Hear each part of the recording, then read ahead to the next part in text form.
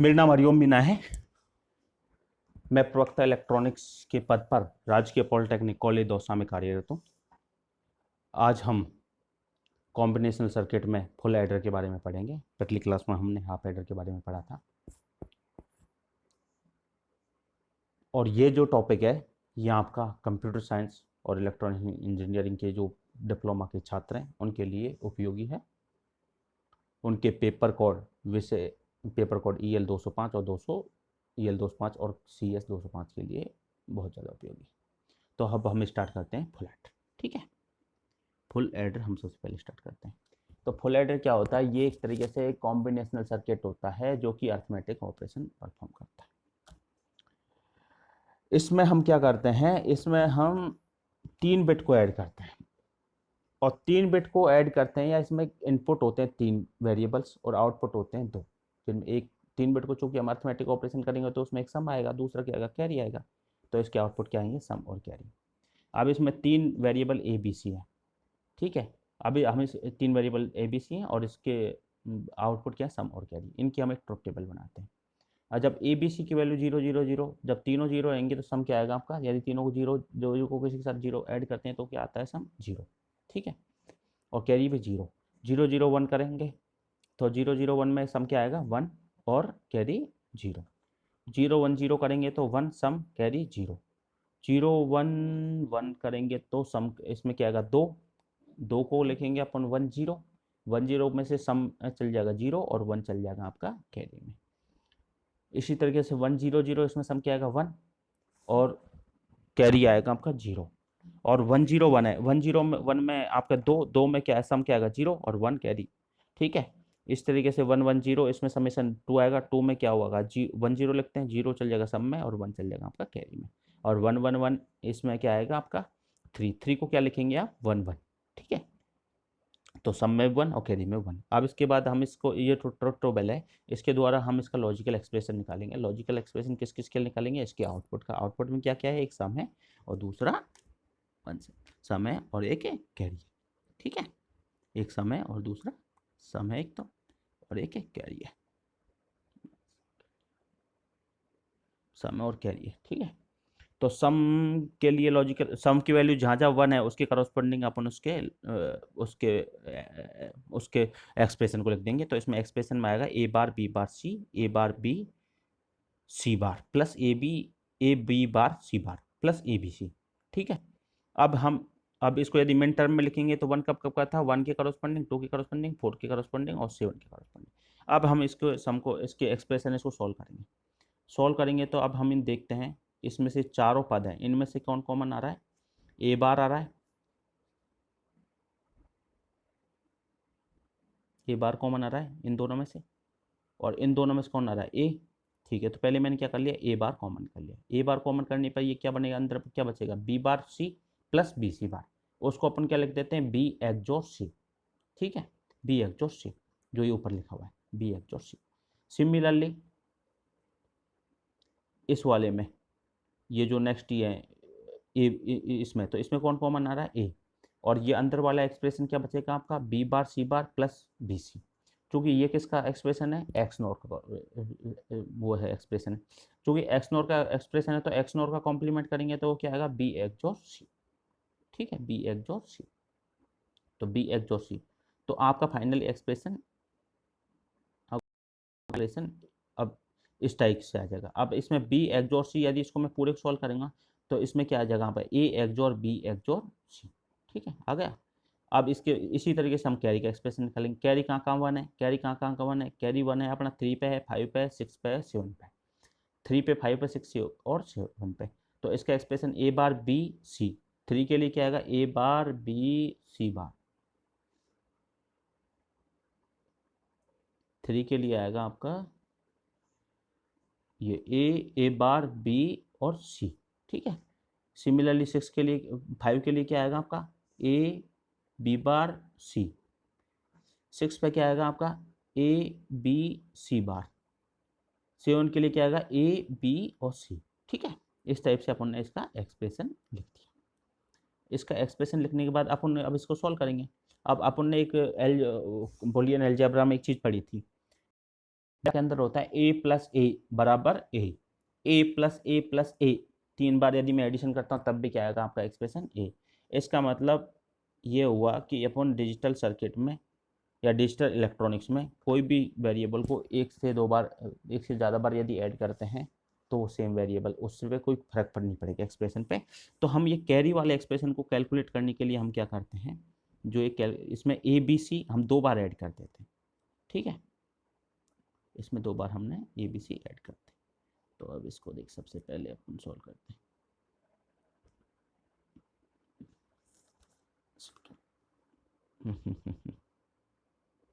ए B सी add करते हैं, तो ये मैंने A B sorry A B C plus ये यहाँ पे ऐड कर दिया,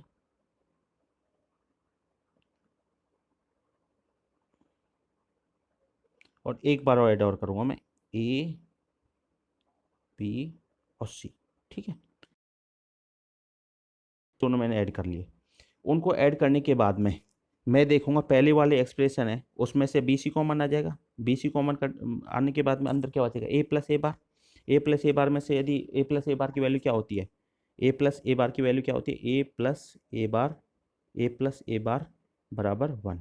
सिमिलर से बी प्लस बी बार बराबर 1, ठीक है। इसी तरीके सी प्लस सी बार बराबर होती है आपके 1, ठीक है, ये आपने बूलियन अलजेब्रा में पढ़ रखा है, ठीक है। तो उसके बाद में ए बी सी, इसमें भी मैंने क्या करा था, ये दूसरे वाले एक्सप्रेशन, इसके लिए अपन ने ए बी सी ऐड किया था, वो ए बी सी ऐड किया था, तो उसमें से आपको क्या कॉमन निकलेगा, ए सी और बी प्लस बी बार आएगा, तो बी प्लस बी बार की वैल्यू तो 1 हो जाएगा।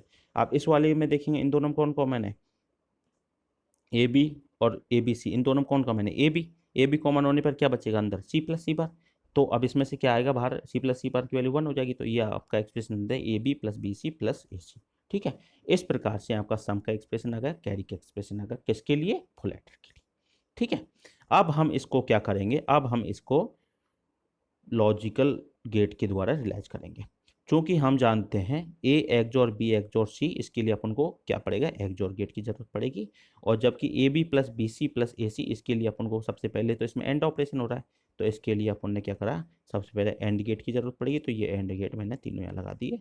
और इन तीनों को ऐड करने के लिए मेरे को क्या जरूरत पड़ेगी, इन तीनों को जो ऐड करने के लिए मेरे को और गेट की जरूरत पड़ेगी, ठीक है। तो अब मैंने क्या किया, ये इनको लगा के मैंने इसके ये जो लॉजिकल एक्सप्रेशन है उसको सर्किट के द्वारा रियलाइज कर दिया, ठीक है। अब ये आपका आ गया सम का एक्सप्रेशन लॉजिक गेट के द्वारा, और ये आपका आ गया कैरी का एक्सप्रेशन। अब यहाँ पे एक टीपीडी लिखा हुआ है, टीपीडी क्या है, जैसे आपके लॉजिकल गेट होते हैं, लॉजिक गेट, ये लॉजिक गेट चाहे वो कोई सब गेट हो, हम आइडियल ये मान के चलते हैं कि जो प्रोपेगेशन डिले है सबके लिए इक्वल है, और उसकी वैल्यू है टीपीडी, उसकी वैल्यू क्या है, टीपीडी, ठीक है। इसके लिए टीपीडी, इन सब के लिए टीपीडी, टीपीडी, ठीक है, टीपीडी। तो आपके जो समेशन को, आपके समेशन को इनपुट से आउटपुट तक जाने के लिए कितने टीपीडी लगे, 2 टीपीडी लगे। आपके कैरी को, आपके कैरी को इनपुट से आउटपुट तक जाने के लिए ये तो सब तीनों एक साथ परफॉर्म होंगे, तो टीपीडी प्लस और गेट वाला टीपीडी, तो दोनों को ऐड करेंगे तो कितना आ जाएगा, 2 टीपीडी। तो मतलब इसके समेशन को और इसके कैरी को निकालने के लिए कितने प्रोपगेशन डिले की जरूरत पड़ती है, 2 टीपीडी की, ठीक है। तो इस प्रकार से फुल एडर है, उसके सम और कैरी का एक्सप्रेशन हमें आ गया, ठीक है। अब इसके बाद नेक्स्ट हम पढ़ते हैं क्या है, नेक्स्ट, हाँ, अब इसका नेक्स्ट, अब इसका कैरी, चूंकि कैरी का एक्सप्रेशन इस प्रकार से हम आया था, यदि हम इसमें कोई मैनिपुलेट नहीं करें तो ये आपका कैरी का एक्सप्रेशन है। अब इस कैरी के एक्सप्रेशन में हम कुछ भी मैनिपुलेट नहीं करें, कुछ भी मैनिपुलेट नहीं करें, इसका मतलब ये हुआ कि हम इसके अंदर ए बी सी को ऐड नहीं किया, ए बी सी को यदि हम ऐड नहीं किया तो इसके बाद में क्या आएगा आपका, ए बी, ए बी आपका। अब इसके बाद हम क्या करेंगे, इस वाले एक्सप्रेशन में इतना देखेंगे, ये तो इन दोनों में कौन कॉमन है, A B, A B common है, तो इन दोनों के अंदर कॉमन, ए बी को जब कॉमन ले लिया तो अंदर क्या बचेगा, सी प्लस सी बार। और इस वाले एक्सप्रेशन, ये वाला, तो इसमें कौन कॉमन है, सी, तो सी कॉमन है, तो सी को कॉमन लेने पर ए एक्सोर मतलब A bar B plus A B bar आ रहा है।